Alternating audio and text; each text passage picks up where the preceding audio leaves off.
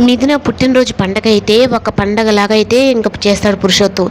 ఇంకా సంజయ్ అలాగే త్రిపుర అయితే ఇద్దరు ఈ ఫంక్షన్కి ఒక రౌడీని మన ఇంటి అల్లుడుగా చెప్పాలా, ఇప్పుడు గొప్ప ఇంటి వాళ్ళందరూ ఇక్కడికి ఫంక్షన్కి వస్తారు, ఈ దేవాగాడిని ఎలా పరిచయం చేయాలి, నేనైతే ఈ ఫంక్షన్లో ఉండను త్రిపుర, ఇద్దరు ఈ ఫంక్షన్ అయిపోయేదాకా మన ఇద్దరం ఎక్కడైనా ఉండేసొద్దాం రా అని చెప్పానంటే, లేదు వాడిని ఘోరంగా అవమానించి వాడిని ఇక్కడి నుంచి పంపించాలని నేను చేస్తున్నాను, ఒక ప్లాన్ కూడా రెడీ చేస్తున్నానని చెప్పని అంటుంది. ఇంకా దేవా వాళ్ళ అమ్మ, దేవా వాళ్ళ నాన్న అలాగే ఇంటి ఫ్యామిలీ అయితే అందరూ వస్తారు. ఇంకా అంతా ఫంక్షన్ అంతా చూసి, రే మన ఓడు ఏమైనా నక్కతోక దొక్కాడురా, ఫంక్షన్ అంటే పుట్టినరోజు ఫంక్షన్కే ఇంత గ్రాండ్గా చేస్తున్నారు, గొప్పింట్లో ఉండడం మన ఇద్దరికి అది లేదురా అని చెప్పని ఆనంద్ మాట్లాడుతూ ఉంటాడు. ఇంకా సూర్యకాంతం అయితే ఈ త్రిపుర ఏదో ప్లాన్ చేసింది, దానికి పెట్రోల్ పోసినట్టు నేను ఆజ్యం పొయ్యాలి, ఈ త్రిపుర ఎప్పుడు కత్తులు తీసుకొని వస్తుందా అని చెప్పి నేను వణికి వస్తున్నాను,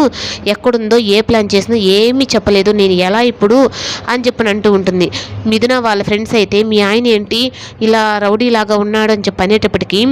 ఇంకా తనకైతే వెళ్ళేది ఇంకా తనే స్వయంగా మొత్తం మా డ్రెస్సింగ్ కానీ మొత్తం అంతా రెడీ చేసి తన్ని హెయిర్ డ్రైయర్ అన్నీ పెట్టి తనైతే ఒక హీరో లాగా చేసి వాళ్ళ ముందుకైతే తీసుకొస్తుంది. అప్పుడు ఇంకా మిథున తీసుకొని వస్తూ ఉంటే, మీ ఆయన చాలా బాగున్నాడు, ఈ సినిమా హీరోలా ఉన్నాడని చెప్పంటుంటే,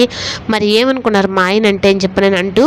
ఇంకా తన ముందే ఇంకా త్రిపుర వచ్చి ఇంకా కోపంగా దేవాన్ని చూస్తూ ఉంటే, ఇంకా కావాలని దేవ చేయి పట్టుకొని మరి తనంటే నడిచి వస్తూ ఉంటుంది. ఇంకా ఏ మిథున కోరుకునే విధంగానే నాకు దేవయ్య ఇచ్చే గిఫ్ట్లోని, మీరు దేవాన్ని ఇచ్చే గిఫ్ట్లోని నాకు సంతోషం ఉంది నాన్న అని చెప్పని నేను అనగానే నిన్నటి ఎపిసోడ్లో, ఈరోజు ఇంకా పురుషోత్తం అయితే నా కూతురు కోరుకున్నది నాకు ఇష్టం అవుతుంది అని చెప్పని ఇంకా మొత్తం ఆలోచించుకుంటాడు దేవా గురించి. తన ప్రాణాలు కాపాలంటే ఒక అడుగు నేను వెనక్కి తగ్గినా కానీ దేవా మాత్రం తన ప్రాణాలు తెగించి నా కూతుర్ని కాపాడాడు అని చెప్పనని ఇంకందరికీ అయితే అనౌన్స్మెంట్ ఇస్తాడనమాట. దేవ అంతటి ఉత్తముడు నా కూతురుకు దొరకడు, అందుకే నా కూతురు ఇష్టపడుతుంది కాబట్టి నా ఇంటి అల్లుడుగా నేను ఒప్పుకుంటున్నాను అని చెప్పని అనగానే మిథున కళల్లో అయితే చాలా సంతోషం వేస్తుంది. కానీ ఇంకా ఆదిత్య అయితే నా గురించి చెప్తాడు మామయ్య అని చెప్పని అనుకుంటే, ఇంక ఈ దేవగాడు మంచివాడు ఇలా అని చెప్తున్నాడని చెప్పని ఇంకా ఆదిత్య అయితే రివర్స్ అవుతాడు పురుషోత్తం మీద. ఇంకా ఆ దేవ మంచివాడు అలా అయితే మరేంటి నేను మామయ్య అంటే నేనేంటి, నేను రౌడీనా అంటే ఆ మిథునను పెళ్లి చేసుకోవాలనుకుంటే నాది తప్ప, ఇప్పుడు మిథునకి దేవాకి మంచి జంట అని చెప్పి అంటున్నావు, మరి నాదేంది అని చెప్పని అనేటప్పటికీ ఇంకా మిథునకి అయితే అర్థం కాదు. నేను నిన్ను ఎప్పుడు ఫ్రెండ్గానే కదా ఆదిత్య అనుకున్నాను అంటే, నువ్వు ఫ్రెండ్గా అనుకున్నావు కానీ నాకు మీ నానే నిన్నిచ్చి నాకు పెళ్లి చేస్తానని నాకు మాట ఇచ్చాడు, మరి ఆ మాట ఏంటి అని చెప్పి నేను ఇంక అందరి ముందు అడిగేటప్పటికి అది మాట దాకే ఆగిపోయింది, వాళ్ళిద్దరిది పెళ్లితో ముడిపడిపోయింది బంధం అని చెప్పని ఇంకా పురుషోత్తం కూడా చెప్పేటప్పటికి